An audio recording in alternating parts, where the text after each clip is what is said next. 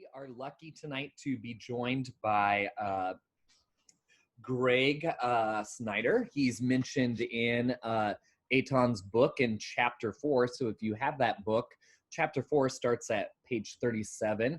Greg is a professor at Davidson and is mentioned there in his work with Drew on creating Precinct 206. And so we are very fortunate to have Greg with us tonight. And so we're going to kick off with a Q&A session about Greg's experience with Precinct 206. And so, Greg, I'm going to unmute you.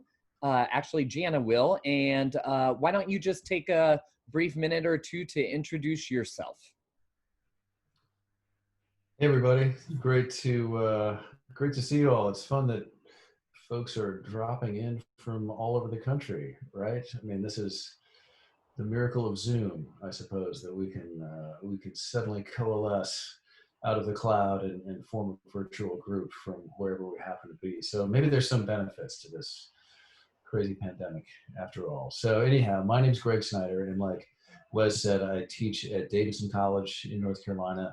I'm in the religious studies department. I do ancient Christianity, early Christian literature, some classical civ stuff, but have recently been pivoting to more modern subjects. So I have a Bible in America course that I've been teaching, and I'm doing a course this semester on religion and politics, in fact. So my somewhat late in life pivot to political activism and political organizing is kind of finding an answering area in my teaching as well, which is also pivoting somewhat from the ancient world to the modern world. So that's the quick version right there. All right. Well, thank you so much. Have you had a chance to read Eitan's book by chance? I think I've read the first 3 chapters or something like that, at least up through where we are, but don't tell Eitan, I may not have finished it. As a professor, I guess I'm a bad student. I'm a teacher as well, and we always say the worst students are teachers. Yes, that may be true. There may be something to that. I got a whole shelf full of books of just stuff I feel bad for not having read it. Like I just got Carol Anderson's book, One Person, No Vote, for example, that I got to get through. But, in fact, just a lot of the practical work that we're doing here, I think is making it hard to sit down and read for 2 or 3 hours at a time. So I don't know if other people are experiencing that. But yeah, I definitely am. I'm just looking at all this stuff and it's just rebuking me from my shelf. But anyhow, we really do appreciate you taking time to join us. And I'll start off with our first question here. And just a reminder to everyone, if you do have a question, feel free to raise your hand or just pop it into the chat and we'll get you unmuted. But my first question, I think, is, so we kind of got an overview of how Precinct 206 got started and some of the benefits and outcomes of it. And so just kind of curious, how is Drew still part of the organization? What role are you playing? And would you add anything to what Eitan put in his book about the benefits and positive outcomes from Precinct 206? Yeah. So I'm currently the chair of the precinct, and Drew was the former chair and the founder.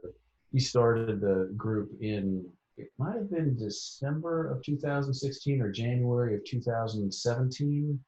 And shortly before that, I, like you, was a little bit rattled after the election in 2016 and wandering around in a bit of a stupor. And then I happened to go up to Raleigh and participate in some of the Moral Monday protests that were going on there. I don't know if you've run into William Barber in other venues, but he's a really authentic voice in what you call the modern civil rights movement, I suppose. And so he's been connected with these Moral Monday protests in Raleigh that have been calling out Republican shenanigans for some time now. And going up there and sitting in the gallery and looking at all of these legislators trying to strip Governor Cooper of his constitutionally given ability to name officials to local county boards of elections, to reconstitute the state board of elections, and to do it in such a way that would basically render them null and void, that would, put the same number of Republicans on as Democrats, which means that you could never get any forward progress on any of this stuff. And I see now how important that is to have a board of elections that is going to want to maximize the vote when it comes down to counting absentee ballots and all that kind of stuff, right? Because we're now just starting to enter into voter protection season when ballots are going to be received and the boards of elections are going to be making calls about these ballots. Are they legit or not? So the constitution of those boards of elections is incredibly important. And here the Republicans are just trying to, strip Cooper of all of his powers to name these. It was just blatant, racist, vote suppressing legislation. And it was revelatory just for me to see that in real time, just with my own two eyes looking down on it. And so I came back to Davidson with that experience and then with the election of 2016 in mind. And that's when I heard Drew, who's a very precocious political science major here at Davidson. Drew knew he was wanting to be a senator, I think, since age 7 or something like that. He just thinks in these terms, and he's always thought in these terms. And he had organized a precinct with some student friends of his. And he gave a presentation at a local group of Democrats of North Mecklenburg and talked about precinct organizing. And suddenly the whole thing kind of clicked. Like there's the federal level, the whole Trump piece. Then there's the state level piece that I had just witnessed. And then suddenly there was the possibility of a group that could bridge that gap between the isolated individual and say even the state level government. So that group seemed to me to suddenly just make a continuous line between top to bottom that at least here in North Carolina was, I think, really evident and easy to argue for. So I joined forces with Drew and I became the treasurer of the group. And, he and I were the people who really carried it forward. Some of the other student members sort of drifted off, but he and I really stuck with it. And I managed to get a good number of faculty involved and also community people. And so that was, I think, important to the growth of the group. Yes. Well, and my last question, and then I want to open it to everyone else. In the book, it's mentioned bridging that divide between the old guard, if you will. Yeah. And Drew and yours attempt at creating this organization. How has that has those relationships continued to be mended, and you see individuals part of that old guard participating, or how has that worked? I'd say it's worked really well, actually, at least in our own precinct. So I think in Eitan's chapter on 206, he mentions that the president of the College Dems at Davidson has got an automatic spot on our executive committee.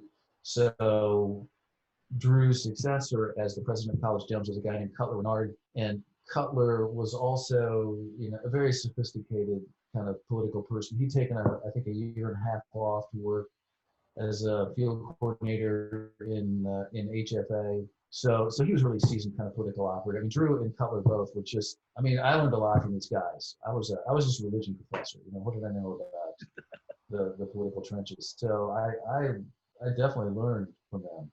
And that relationship is still going on with the College Dems. So the new president of the College Dems, Matty Gutendorf, is also on our board, and we're trying to keep that relationship going. So right now we've got a student who is going to create a short video for us on absentee voting that we're going to put up on our website. We've got some students creating content for Instagram and Facebook. So we're trying to keep students involved as much as possible. That's key to the group. Very cool. All right. Well, I'm going to open up the floor. So it looks like we have a hand raised already. Jamel, go ahead. Yeah, I'm really happy that you're joining us because I actually read that chapter today and and didn't get too much further. But was this a model that other campus towns in North Carolina began to be interested in? I mean, have you guys talked to other situations in which that kind of organization at the precinct level where it hasn't happened might happen? I'm just curious. I went to school at the University of North Carolina, Chapel Hill, much bigger town and everything. But I'm just curious as to how much of what happened in Precinct 206 is something that might be happening in other parts of North Carolina.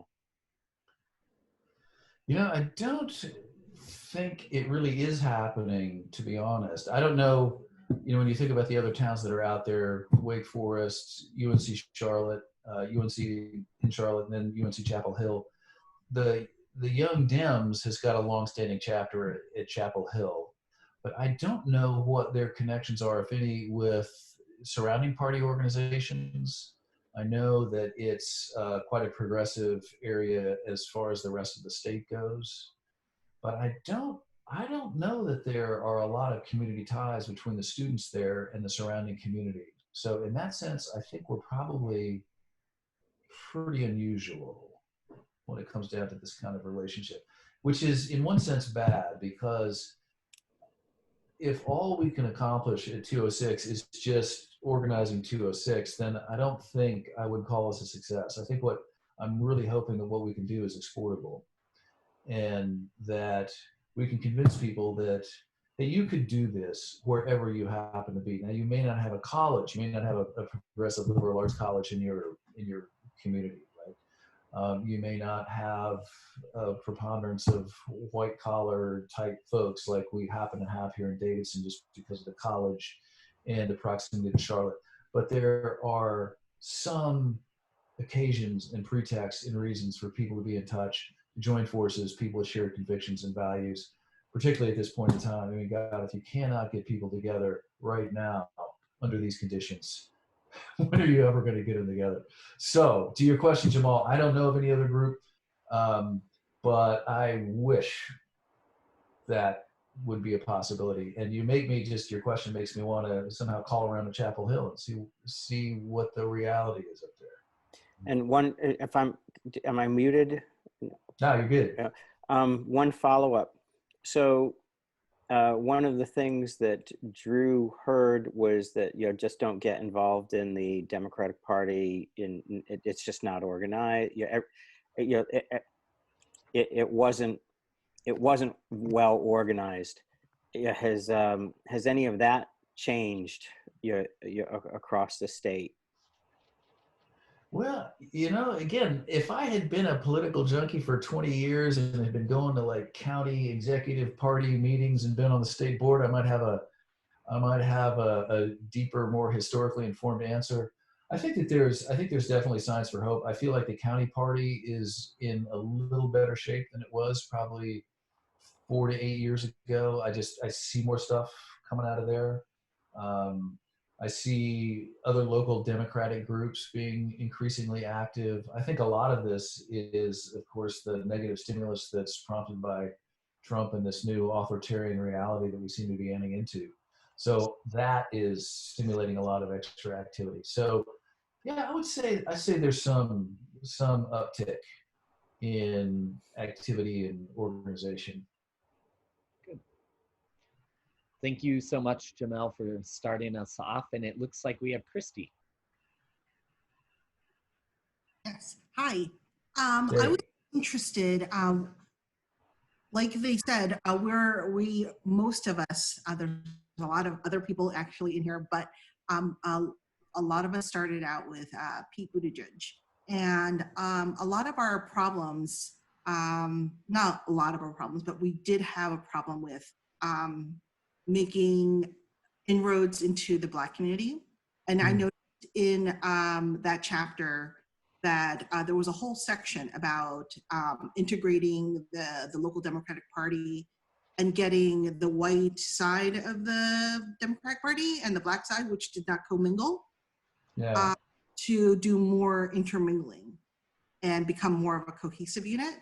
And I was wondering, do you guys have any tips? What did you do that was effective to do that? Because I saw that he kind of skimmed over it and said they went into the neighborhood and interacted. But what does that mean? Were they doing charities? Were they going to churches? Well, it means we did a couple of different things. We canvassed, and we also sponsored some events that would, reach out to the community. So we did two things that we did. We did two fairly large scale events called Democrats in the Park, which we cited in a park that is really in West Davidson. So it's in the historically African-American part of the town.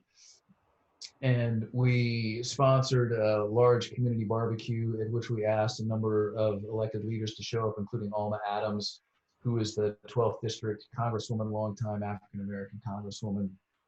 So she visited, and then in connection with that event, we printed up flyers. And because we're an organized precinct, I don't know how this works in the states where you all are working. If you're an organized precinct, right? If you can get 5 people together in the same, 5, that's 5. If you get 5 people in the same room, you become an organized precinct, and you have access to vote builder software that allows you to find other Democrats in your precinct and find other active Democrats. And so we just learned how to use vote builder and to cut turfs. We did flyers, and we took them out to every home in West Davidson. And so we just started being present in that community. And what was kind of cool about it was we weren't over there saying, showing up every 2 years going, hey folks, good to see you, come vote for our white candidate, yay. It wasn't like that, right? Which people over there have seen that year after year, and they're just like, okay, fine, right. But in this instance, we were throwing a party, and we were just asking them to come, and here's your invitation. And that was all it was. And so I think people were like, wow, that's kind of cool. And then we did a couple of other smaller, more micro type get out the vote events that might have, say, 75 or 80 people. So at that bigger event, we had about maybe 200, 220 show up for the first one. And yeah, so it was a fairly big event, but we did some smaller ones.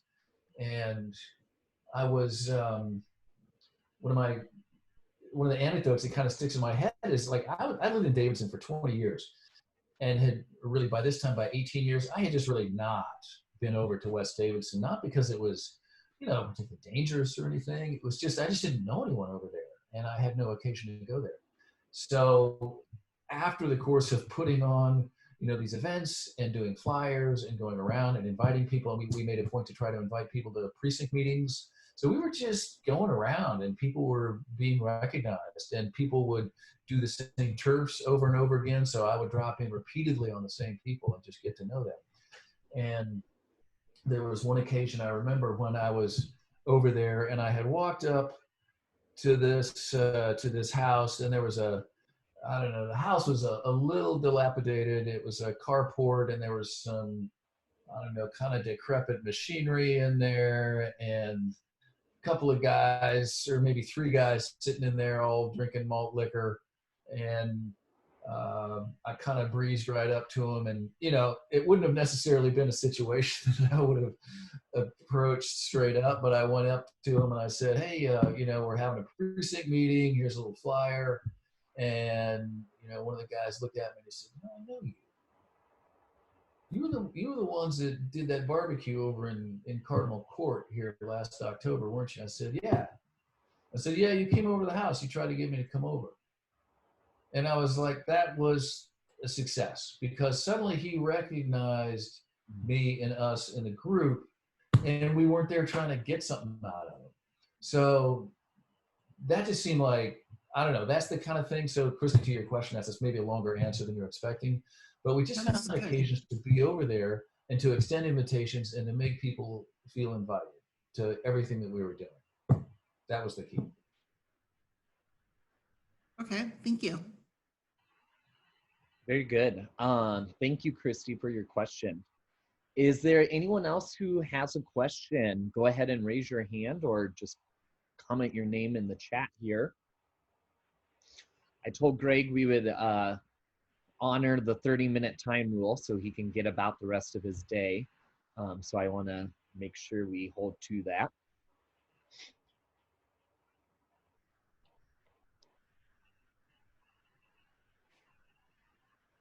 All right. It looks like Jamel has another question. Jamel, we'll unmute you. Just really quickly, in terms of that relationship between the college and West Davidson, is Davidson the largest employer of everybody in West Davidson? I mean, is that community essentially working and contributing or somehow supporting the college, or is the economy separate? I would have said 40 years ago that might have been true, but not now. The community itself is definitely aging out. So a lot of the people who are there now, you know, who might be 80 years old, might have 20 years ago, have either worked at plant services at the college or might have been, you know, basically, you know, maid servants of college administrators, either the college presidents or deans or things like that. So there's definitely relationships across the tracks. So, you know, I can think of one woman, she's now 92, who was the sort of the housekeeper for the president of the college, and they were very close, had a close relationship, but obviously there's going to be certain kinds of hierarchies built into that relationship. And so it was hard for White Davidson, I think, to see itself from the perspective of West Davidson. And that has been valuable perspective. I mean, that's one of the reasons that we wanted to include West Davidson folks, is because, you know, our vision is going to be partial. We're just not going to be able to see what we're doing, how we look, how we're perceived, and what, you know, what our place on the landscape is, unless, you know, we have other people to tell us that. So the connection economically between West Davidson and Davidson College is not what it was at one time, definitely. Thank you. All right, I'm going to take the last question. So to all of us here, we're all somewhere in our journey to becoming truly political, true grassroots activists, doing politics to bring power to our local communities. What advice would you give us, as hopefully many of us will try to take that power and make it real at the local level in our communities? Yeah, well, I can sort of blab on almost indefinitely about this. But I would say, I mean, it's interesting that it seems like it's the Pete Buttigieg campaign that's brought, you know, that's kind of, you know, brought some of you together. And one of the great things about this kind of political organizing that has been really exciting is it sort of gets away from the cycle of campaigns. Like I was relatively active politically speaking, at least in the major elections. You know, I canvassed for Obama and you know, did I even canvass for Clinton? I mean, like Bill Clinton, I don't recall, but I definitely remember canvassing for Hillary Clinton and doing phone banks at the House and all that sort of stuff.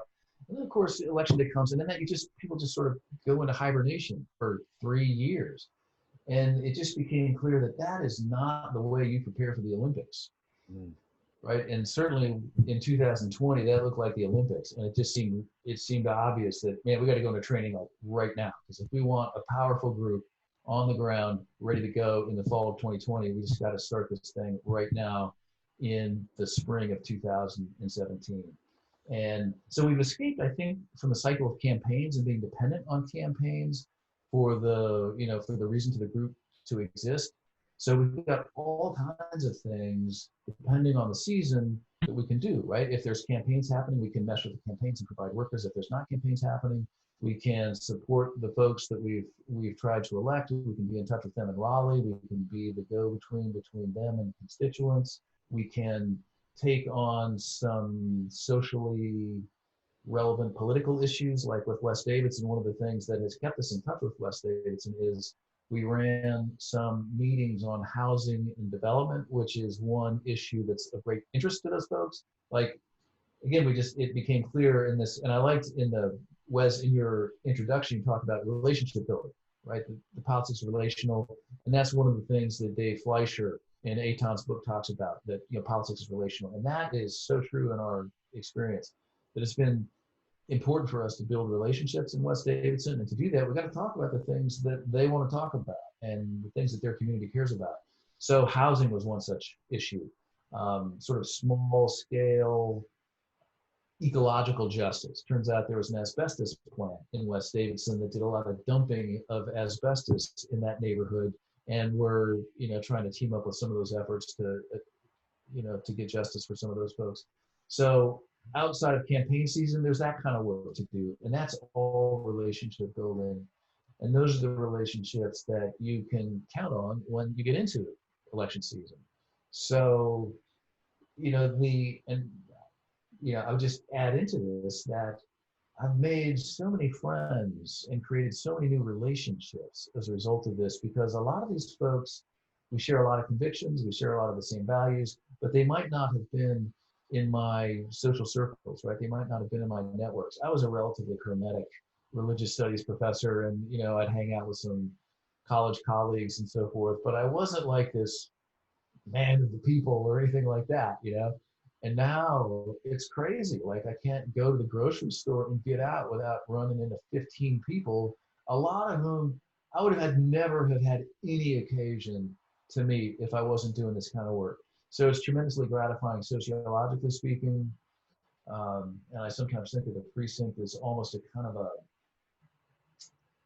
not a not a church, not a secular church, but it's an alternative sociological place for people to experience belonging and to find worthwhile work and other people who share their values. They may not share all the same metaphysics, but there's a lot that you do share.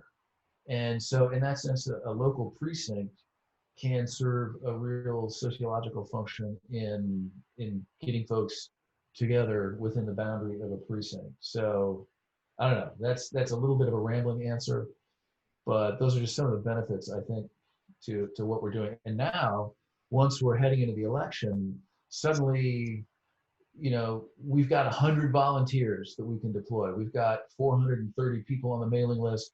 And so now when we need volunteers for canvassing of one kind or another, or voter protection, or poll work, or poll observing, we've got 100 people we can call up. So now's the time to put these folks to work. I think any local political organization would love to have 100 people at the ready to do work right now. So I think that's awesome to hear. And I totally agree, you know, community and belonging are so key. And how do we do that at the local level? Because that's where it all starts. That's where we no, I think it's possible. Yep. Well, thank you so much, Greg, and we really appreciate it. Feel free to drop in. I'll send you the links for the following weeks if you'd like to join. And I know I'm in touch with Drew as well, so hopefully maybe he'll be able to join us in his schedule. So thank you so much. We really appreciate it. Being a bad student. Yeah, right. All right. Well, you have a great night. Thank you so much. Okay. Thanks all. Yep. Take care. All right, so awesome. Totally spaced out that he agreed to coming to join us on Monday night, and thankfully he reached out to me like 30 minutes before we started and was like, "Hey, I haven't got that Zoom link yet." And so yeah, so I have been in touch with a couple other individuals who are mentioned in the book, especially in this those first 7 chapters, and so. It looks like we should have someone for the next week on the 14th, just not confirmed yet. So I'm hoping I can get on that here in the next few days. But yeah, so I'm just gonna pull up the link again to our Google Doc. Christy actually helps me come up with a lot of these questions. So thank you, Christy, for your help, because I am someone who has to dialogue about things, and so she always is a good willing source to soundboard and give me feedback and add to our discussion questions. But the link's there in the chat, so go ahead and click on that. so you can kind of see what we'll be discussing. Just 7 questions tonight, so hopefully that allows us to, you know, get through them all. And as I kind of said last week, how we're going to start off each week is an idea that I stole, and I don't remember what chapter it's in, but it's from one of the first chapters that we read and discussed last week. But really talking, I want to hear, why are you here tonight? It's Labor Day. Hopefully you had the day off. So why are you here? What is your story? And thank you to those who shared yesterday, but would love to hear some from new folks.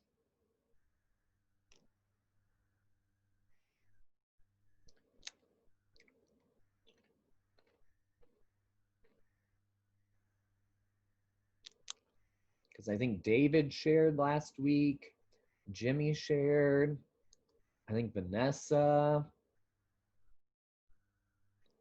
Jamel, I think, shared his why. Tracy, I think you did too. So yeah. How about we start off with Christy, because she's already started today. I see that look. Christy, do you mind sharing?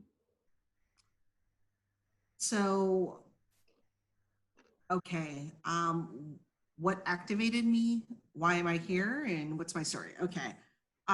Well, I was one of the biggest political hobbyists before 2016. I live outside of DC, and my local paper is the Washington Post. So that's pretty much blood sport for us. Yeah, I thought I was talking, and it was, but you know, a lot of us in this area live in a bubble. And then I moved out to the country, and it's different here.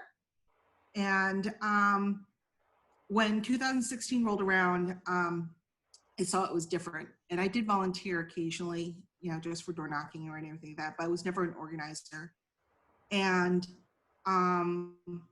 I just knew that reasonable people would prevail in 2016. I could see all the Trump enthusiasm where I live. And I was scared, but everyone told me that it was going to be fine. And it wasn't fine. And I felt tremendous guilt over the fact that I think I knew it was going to happen. And I just didn't feel like I did enough. And I said that it wasn't going to happen again, that I was never going to feel like I didn't do enough. Especially the day after the elections and Trump was elected, my children came home, and I have biracial children. And one of them said that, actually the school called and said that they had to send a kid home in the special ed class because he threatened to beat up my daughter because she was a chink. And my son came home and asked if we were going to get deported. Like, we're Americans, but we don't feel it. And so, yeah, I feel very emotional about it because I feel like I let my family down. And I wasn't going to let that happen. So we worked hard in 2017 in Virginia because we have off-year elections. And that started me off. And then I saw Pete. And he was offering the message that included us. And I said, I was not going to let this opportunity pass. So that's what brought me here. And I organized Virginia and for Pete, we got him on the ballot. And we had built a team of like 400 active volunteers who worked for him. And we were really strong here. And then because all of us built such large machines in our states for Pete, but we weren't done. And that's why I'm here. It's because our job isn't done. I mean, America isn't what I want it to be. It's not comfortable for my children or my friends or anybody really. So, yeah, I'm here because it's personal. And I didn't really think it was personal until it got personal. Until it punched me in the face. And I was like, I'm not protected by being married to a white man in upper middle class neighborhood. I'm not. The economic promise that people told me isn't true. So I'm here to change it. Well, thank you for sharing somewhat forcefully. And I am so glad you are here because otherwise I wouldn't be here and Building Bridges wouldn't be here. So thank you so much for sharing your truth and your story and for making this book club a reality because, as you said, even though Pete dropped out, the work is not done to make a country where people feel belonged and welcomed and know that they are valued no matter who they are. So we have work to do. So thank you. Let's actually, is there anyone else who wants to share their why they are here? Jana, go ahead. Just really quick. I mean, I might be a little different than some because I my whole life have been not paying any attention, never paid attention to politics, like hardly ever, until probably Obama became I would watch the news and I'd be aware, but I don't think I'd consider myself a political hobbyist. And if I was for any amount of time, it was probably pretty short. It would have been, after Trump, of course, because Christy said that she kind of felt it coming. I was one of those dummies that did not. I mean, I did not see it coming at all and was completely sucked into all the polls and everything, and then completely blindsided the next day, walking around like someone had just punched me in the head the next day and feeling like, I felt like somebody had stabbed me in the back, like, wait a minute, what just happened? But, and then I got together with friends, locally that I knew that were, Lincoln. So Nebraska's very red as a state, but Lincoln and Omaha are, definitely more liberal. It's more, kind of half and half. It's more balanced. And I kind of only after we had a caucus, I think it was before Obama in 2008. That was the only time Nebraska had a caucus. And that's when I found a lot of friends, and we all kind of came under, all of the Democrats that, we all came out from under our rocks in the area. And we were like super excited. And that's kind of when I started to get to know a lot of people, and that grew a little bit. But then, after Trump was elected, we were all just so disgusted immediately and worried. And so we would meet, but I was not really on Twitter. I had a Twitter account, but I was not on until I started following Pete.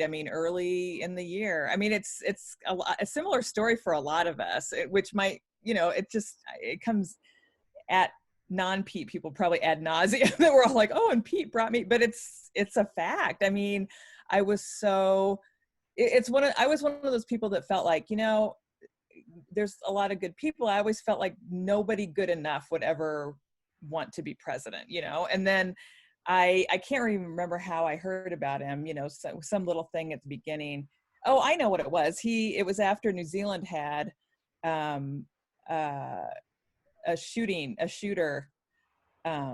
mass shooter incident.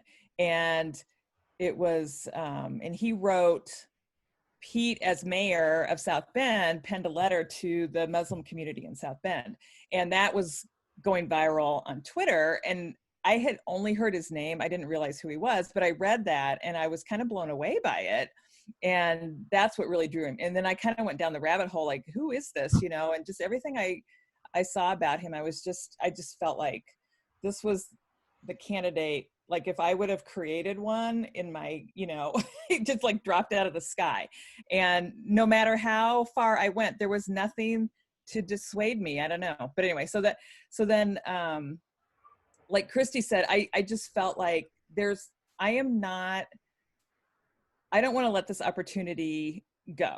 I will do everything I can that I know of. And I really didn't know what to do. That's why I, was really happy to jump in and find a lot of friends like Christy and people who've had more experience, because I literally have done nothing. I'd never volunteered for any campaign, local or otherwise. I'd probably at most thrown a few bucks here and there, to donate. And that's about it.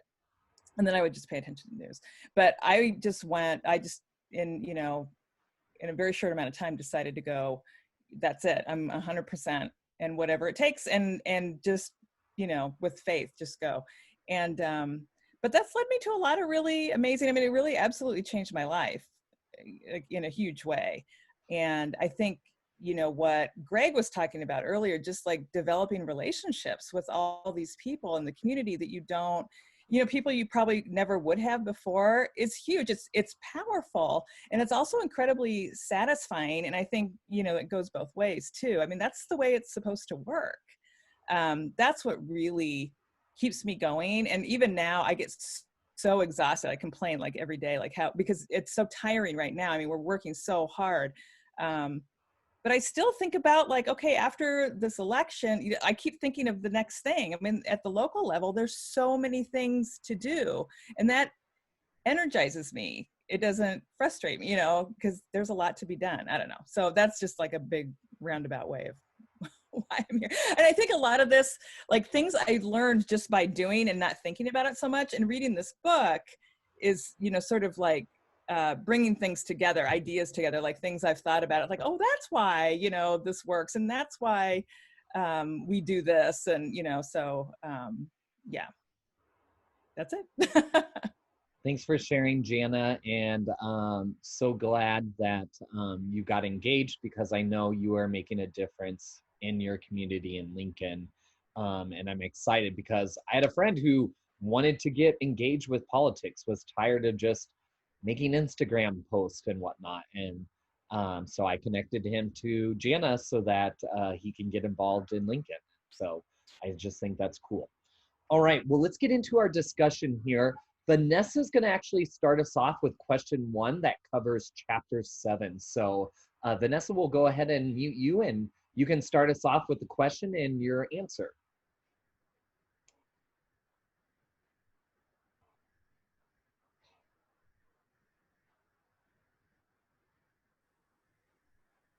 Question 1, this is from chapter 7. How can we activate individuals to take true political action? Well, this is something I've been doing for about, I don't know, I guess about 2-3 months before Pete got actually, announced that he was joining the race. I was rogue for Pete.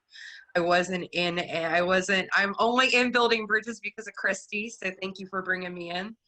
But I'm an internet junkie. I'm a cat nerd, and it's what I know. So, here I was in love with this candidate, and all of these people that I hang out with are not political, and I'm like, what am I gonna do?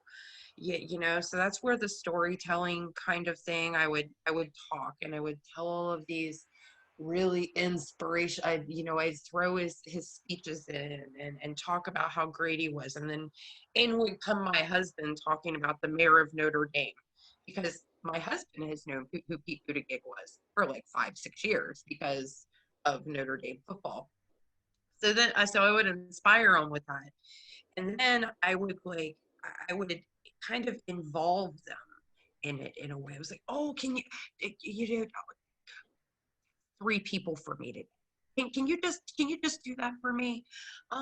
Just do it for me. Do it for Vanessa. I'm not asking you to do it for you. Just do it for you. So I would involve them and they would do it for me because they're my friends, right?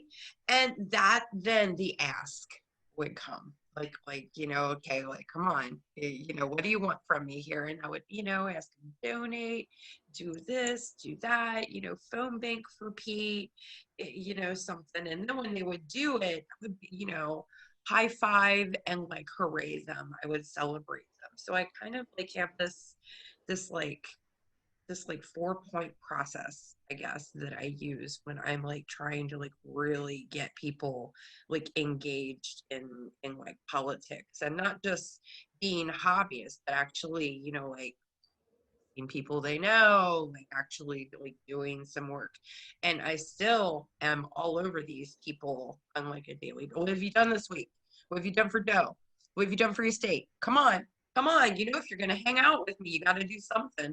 You know what I mean? So that's kind of my situation is like complete. Well, I don't know. I guess in COVID, we're all getting used to being on webcam and being used, but so I just kind of went with what I knew, you know, and so that's how I get, you know, folks to, you know, get active. Thanks for starting us off, Vanessa. So other people who've had success, how have you been able to activate individuals to take true political action? Because in chapter 7, Eitan writes a lot about how Democrats, especially in 2008, you know, people worked very hard to get Obama elected. We cannot ignore that fact. But then afterwards, a lot of those people left. They never showed back up again in 2010, in 2012. And when it came to showing up to town halls, to holding members of Congress responsible for the Affordable Care Act and whatnot. So how can we get people truly active in politics? Anyone has tips or ideas besides Vanessa starting this off?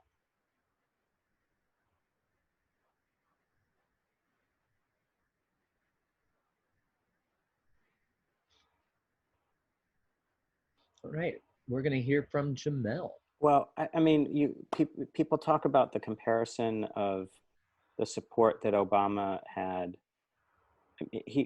Yeah, in my opinion, and you know, many of the people. I mean, he was exceptional. I mean, but you know, part of it was that. I mean, we have you know, somebody. I think that, you know, Dan Pfeiffer said, "Is Trump the aberration or the anomaly?"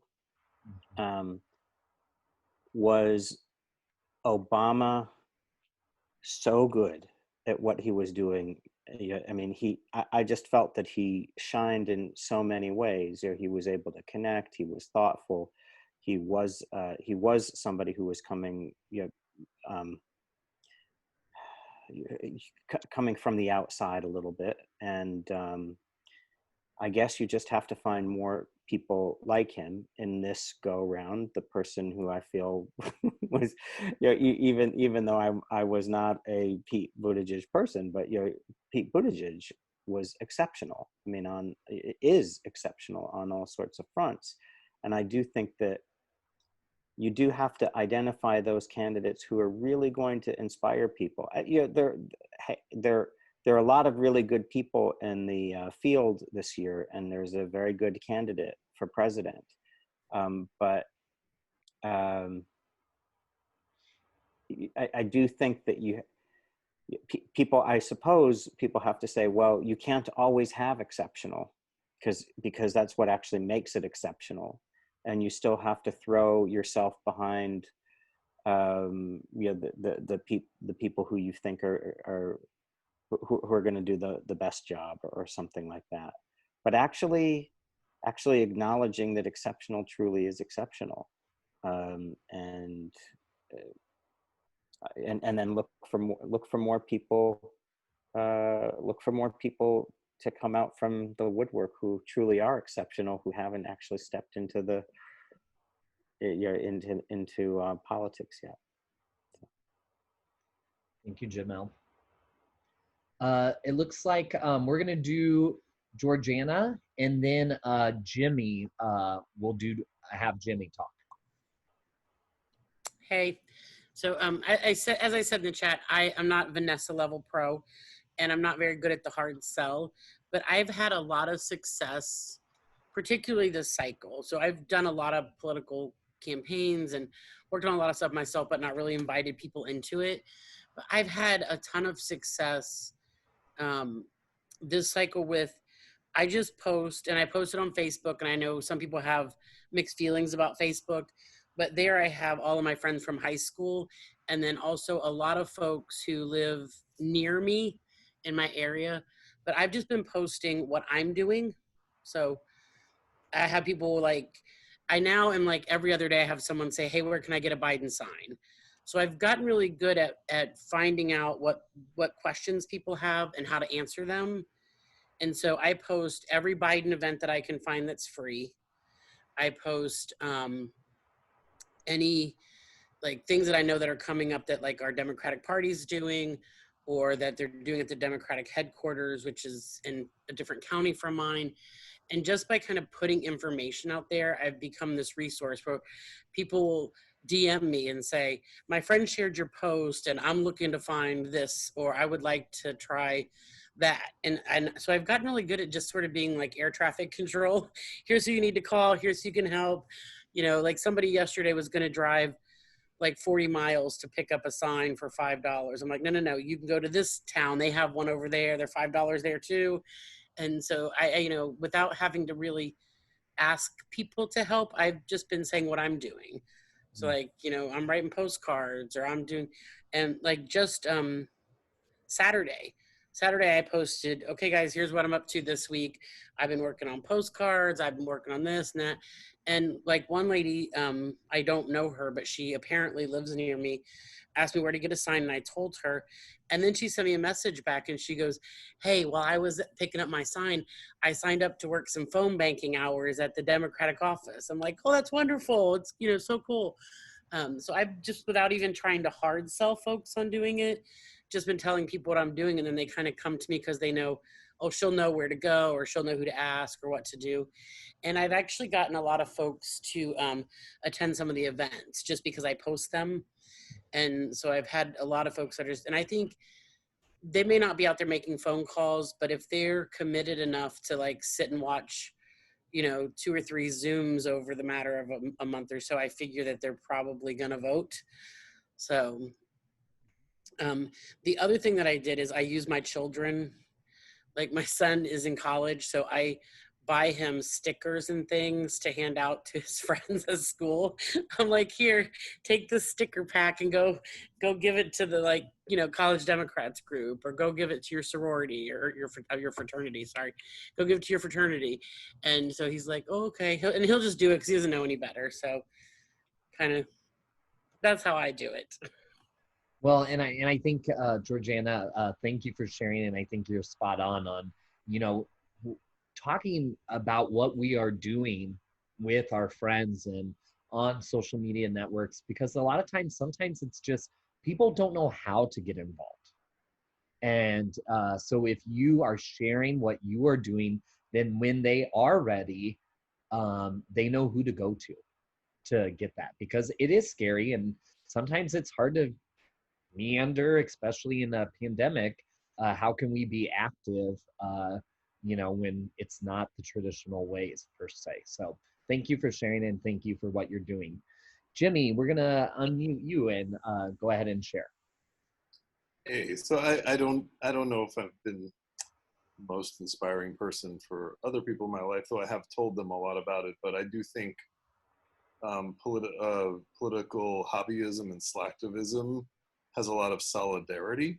So what I mean is that, like, if you are part of a group of people who are very politically hobbyistic or slacktivist, it's going to feel weird when somebody actually gets up and does something, because it's kind of, we tend to value solidarity more than almost anything, even if it drives us off a cliff. So it's one of the hard things to do. Is, like, I have some friends who are lazy about this, but they love to talk about it. And I just tell them, look, I'd rather, instead of paying attention to the viral video you just sent, sure, whatever, but what else are you doing? And I'll just say, I was out there. What I do is I actually tell stories. I don't try to convince people so much to do it. I literally tell stories about what I'm doing. Like, oh, I was out there, I met this guy, we talked about, you know, health insurance. I told him how my dad died when I was younger, and, you know, he almost didn't have health insurance. I never would have known what to do. Had we, you know, it would have been a disaster. You know, what would you do if your mother didn't have Medicare right now? Could you really enjoy your life as much? You know, like I'll tell a story, and sometimes people I'll notice, my friends will notice that, like, oh, well, you're actually out there interacting with humans. That's amazing. And then also the people I interact with, when I tell a story, just about one thing, instead of reciting statistics, very often they know that I can't have gotten that story from anywhere else other than myself. They know that they can't be like, oh, it's just because you watch CNN or something, you know, like people want to wish that your information came from something else. But if you tell it through a personal anecdote, or, you know, and make it sincere, not just make it up, but like, you know, some sort of personal anecdote that relates to them, why, you know, as George Lakoff says, private life relies on public resources, then I feel like then they feel, I think, because a lot of times people will see, let's say someone walking around, like I told you last week, I was walking around doing stuff for the census in New York, and, you know, I have seen some people who think that I'm being cynical because I am speaking from one side. Then I'll just tell them a story of like why this matters to me.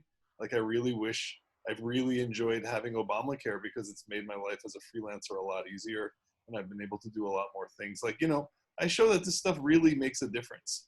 It's not just red team versus blue team. It's not not the Yankees versus the Red Sox. It's not two equivalent ways of thinking, and it doesn't really matter who wins. Like, I try to show how I think there's a difference, and, you know, that's what I try to do, at least.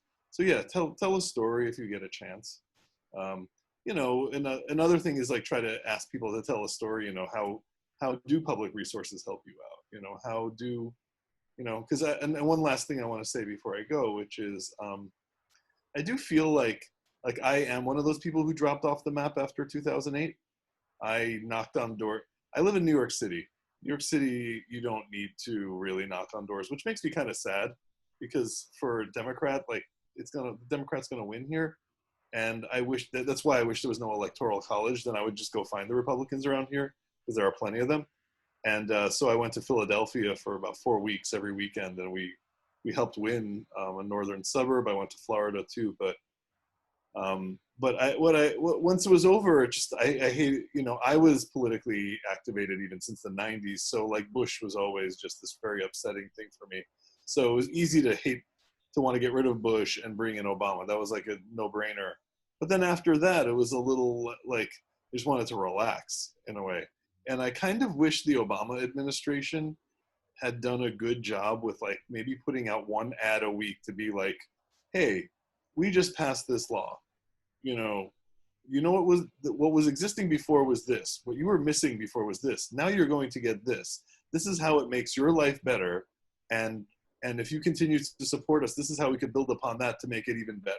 And I feel like the Democrats need, like, an ad agency with a sustained effort to constantly remind people about the difference between their policies and what policies they already have that exist, that they've succeeded at, that you are benefiting from right now, and what policies Republicans or conservatives have enacted that you are losing out from right now, and see them constantly and inject them into the psychological bloodstream of our population, so people talk about it more. It happens a little bit, but I think we're gonna, you know, if Joe Biden wins, like, and we all hope Joe Biden wins, like, you know, we're probably gonna all take a collective it's gonna, like, we're gonna be like, oh, thank God.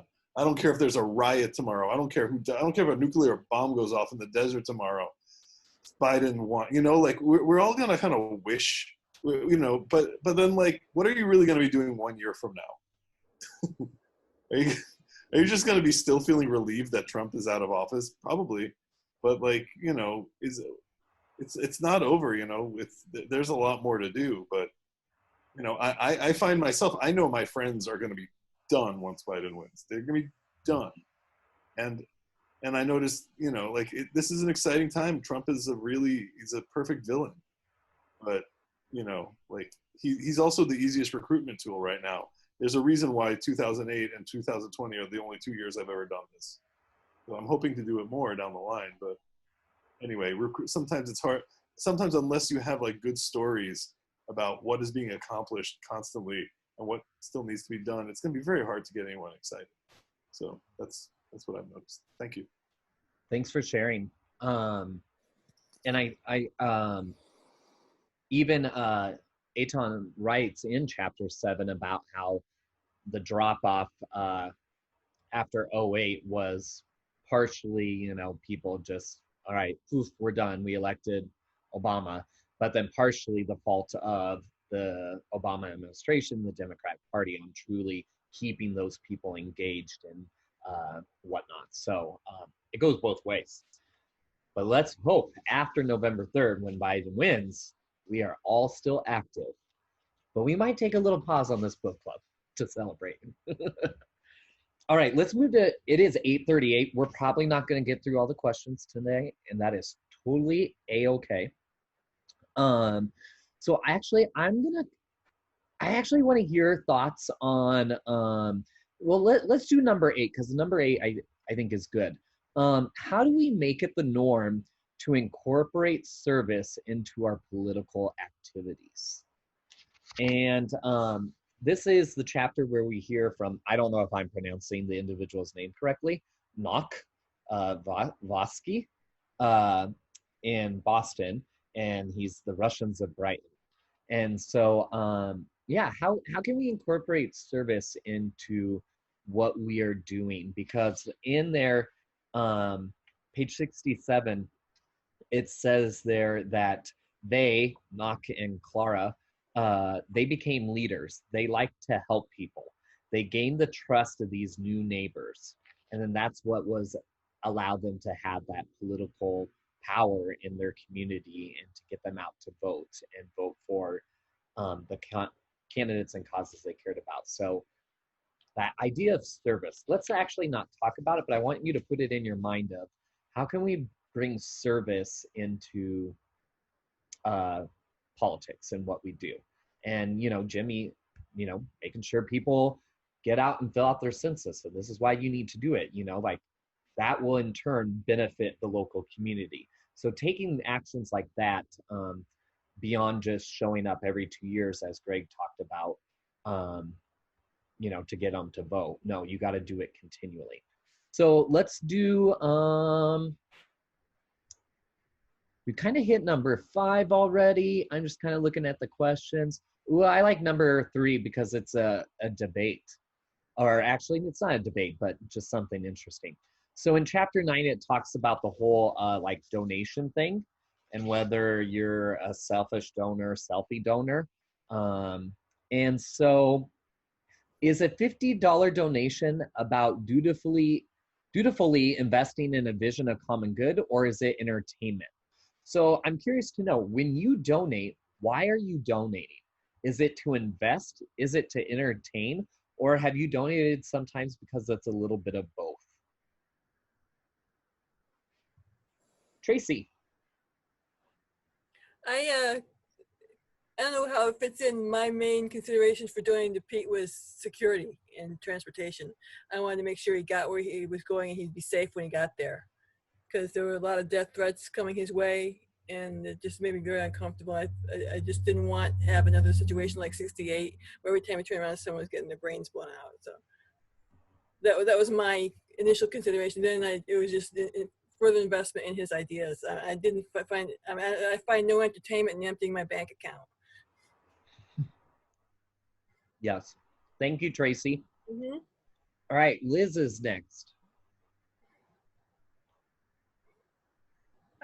Well, I maxed out for Pete. Yay! Accidentally. And I have to give Pete's a lot of credit, because they were constantly putting forth matching challenges and selling stickers or magnets. Show me a receipt for a donation, I'll send you this. And that's how I first knew Christy, because I was getting buttons from her. And and I did a few of them too, like on the morning of the Nevada caucuses, you had to be there by noon, so in Nevada time. And so I did an informational promotional tweet And I don't know anybody in Nevada, but if I got enough retweets and likes, maybe it would hit some Nevada people and get them to go to the caucuses. So as a reminder to the Nevada people, but I said I'll donate $1 for every like and or retweet. And so that, you know, that's received by noon in Nevada time. And so that ended up being, you know, a big retweeted thing, and I honored my donation promise, and, you know, just little like gamification of, you know, donations. And I wanted to support Pete. You know, I set up a monthly donation right away at the rally. And, you know, he had this leaderboard challenge where you could, like, you know, get on the leaderboard if you reserved a spot for a certain dollar amount. And, you know, I did that. So I actually went over. And so they had to email me and ask me if I wanted a refund of the excess or if I wanted to go ahead and donate it to the Win the Arrow Pack, which I donated to Win the Arrow Pack, and I continue to support them because I believe in that pack too, because those down ballot candidates are getting the benefit of that, and it's helping to build the power when in influence, when, you know, he's directing this money to these other candidates, you know. So we're all about helping build Pete's power and influence to help build his future and his standing in the party, you know.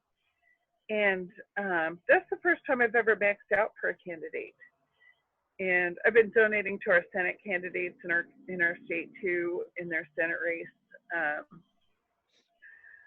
So to me, it's, you know, my earnest desire to have good Democrats elected, and, you know, which we're feeling at panic levels right now. You know, we really want to have a big blue trifecta.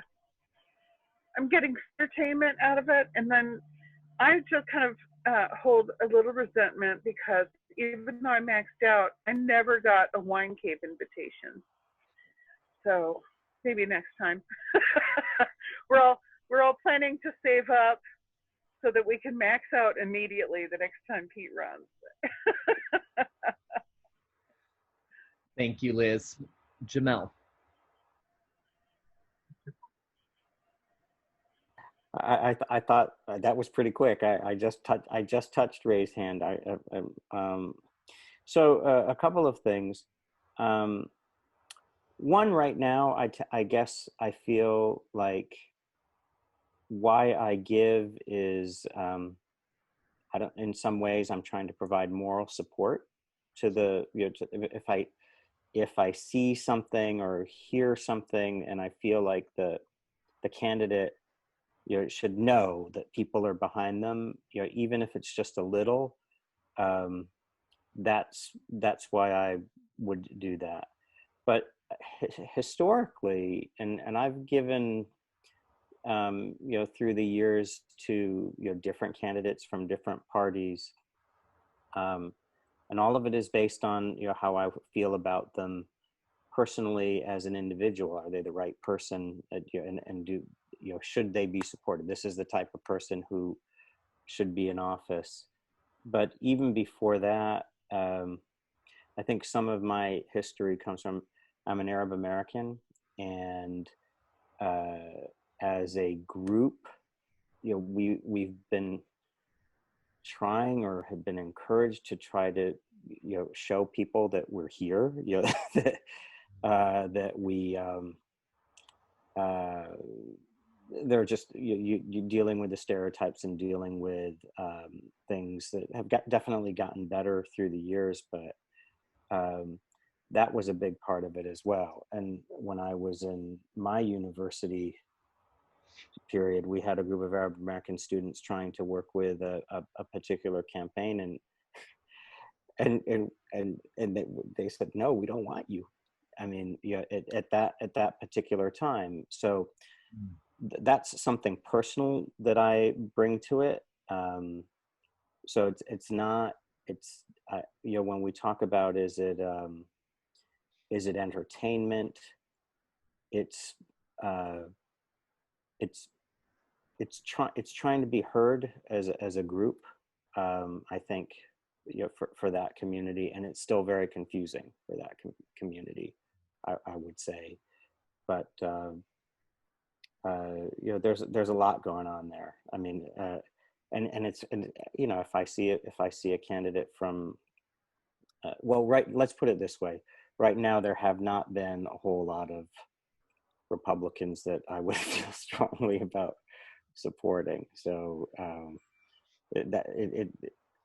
that's just it's a completely different situation than it was, I would say, 20 years ago. Thank you for sharing. And I think that this is my personal opinion. Yeah, are there times where I've donated because entertainment, like, ooh, if you donate so much money, you know, you can hear from Pete Buttigieg, or I donated $75 so I could hear Elizabeth Warren talk at the Nebraska Dens. Would I have donated to $75 to them without that offer? No. So yeah, so I guess there is that entertainment, but I think though, you know, like Jamel, you mentioned, a donation is personal, no matter the amount, because it's someone giving your money that you've worked hard to get and share that with someone else to do something with it. And I think that anytime anyone gives money, that there is a personal investment and a personal desire to bring about change and show that you believe in this individual. And but that's my own personal feeling. And there were some people who put some thoughts in the chat there that I think are good. And I think that, yeah, so, but on the flip side, it could be hobbyism if all we're ever doing is just giving money.